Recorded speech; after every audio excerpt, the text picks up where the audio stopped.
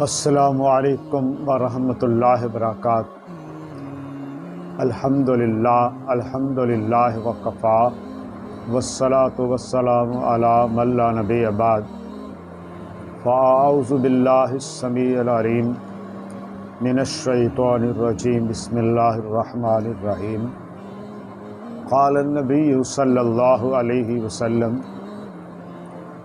ان شئت ان تأذن لہ وَإِن شِئْتَ رَجَعَ۔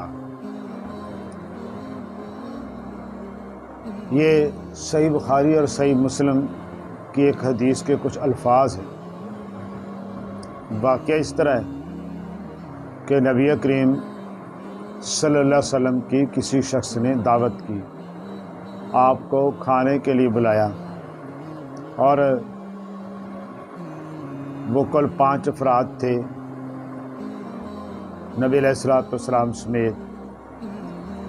جب وہ دعوت کی طرف کھانے کے لیے جا رہے تھے تو ان کے پیچھے ایک اور آدمی چل پڑا۔ اب غالباً اسے نہیں معلوم تھا کہ یہ کھانا کھانے جا رہے ہیں، تو ویسے عذرائے تبرک بھی نبی علیہ السلام جا رہے ہیں، میں بھی چلتا ہوں۔ اب جتنے افراد کا انتظام کیا گیا تھا یا جتنے افراد کو بلایا گیا تھا تو بندہ ایک زیادہ ہو گیا۔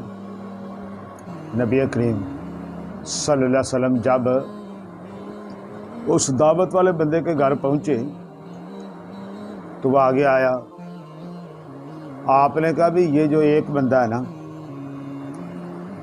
یہ اس طرح آیا ہے، اور اگر آپ اجازت دیں تو یہ اندر آ جاتا ہے، اور اگر آپ اجازت نہیں دیتے تو کوئی بات نہیں، واپس چلا جاتا ہے۔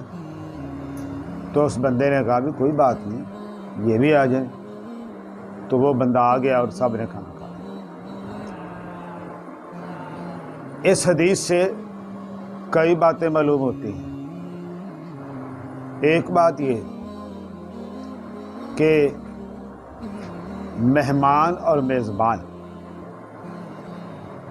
وہ ایک دوسرے کی عزت کا بہت زیادہ خیال رکھتے ہیں، اور ہمارے ہاں عام طور پر یہ بھی سمجھا جاتا ہے، خاص طور پر مختلف تقریبات کے موقع پر، اگر کسی کے ہاں دعوت دی جاتی ہے 10 بندوں کی تو وہاں 15 بندے چلے جاتے ہیں، 20 بلائے جاتے ہیں تو 30 چلے جاتے ہیں۔ نتیجتاً دوسرا بندہ، اس کی مینجمنٹ، انتظامات وہ متاثر ہوتے ہیں۔ تو نبی علیہ السلام نے اس بندے سے اجازت لے کر یا اس کی شمولیت اس کی اجازت کے ساتھ مشروط کر کے یہ ثابت کر دیا، یہ سبق دے دیا، درس دے دیا کہ پہلے نمبر پر تو اگر ایک بندہ بلایا ایک ہی جائے، 2 بلائے 2 ہی جاؤ، زیادہ لے جانے کی ضرورت نہیں ہے۔ اور اگر کسی کا ساتھ لے جانا ضروری ہے، کوئی مسئلہ ایسا ہے، تو پھر گھر والوں سے اجازت لے کے بلا سکتے ہو۔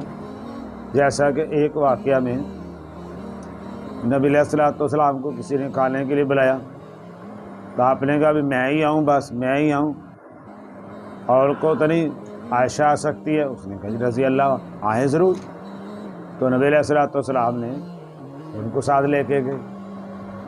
تو اجازت لے کر اضافہ ہو سکتا ہے۔ اگر بندہ اجازت نہ دے کہ اس میں غصے یا ناراضگی بھی کوئی بات نہیں، تو بندہ کہ دیکھو جی میں نے کہا تھا، اس نے اجازت نہیں دی۔ یہ ایک کئی سال پہلے کی بات ہے، سمجھ لو کہ کسی اور شخص کے ساتھ واقعہ پیش آیا۔ اس نے بتایا کہ ہم ایک دعوت کے اندر چلے گئے، تو جس بندے نے دعوت کی تھی اس نے ہر گھر سے ایک ایک بندہ بلایا تھا، تو ایک بندے کے ساتھ اس کا بچہ بھی چلا گیا۔ بچہ چلو ضد کر کے گیا یا وہ خود لے گیا۔ اب گھر والا باہر کھڑا تھا، اس نے دیکھ لیا میں نے اس کو بلایا تھا، بچے کو بھی ساتھ لیا۔ جو ہی وہ اندر داخل ہونے لگا گھر والے نے کیا بھی میں نے آپ کو بلایا تھا, بچے کو میں نے کب بلایا, آپ بچے کو واپس بھیج دیں. تو اس بندے نے ناراضگی کا اظہار کیا اور اس نے کہا جب بچہ نہیں کھائے گا تو میں بھی نہیں کھاؤں گا. پھر وہ دونوں ہی واپس آ گئے.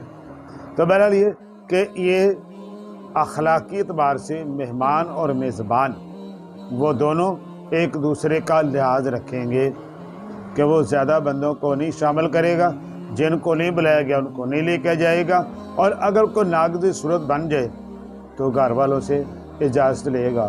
اگر وہ اجازت نہ دے تو اس میں ناراضگی کا اظہار بھی نہیں کرے گا. الحمدللہ کس قدر شفاف اور صاف ستھری اور سیدھی سادی تعلیمات ہیں اسلام کی ہر موضوع پر.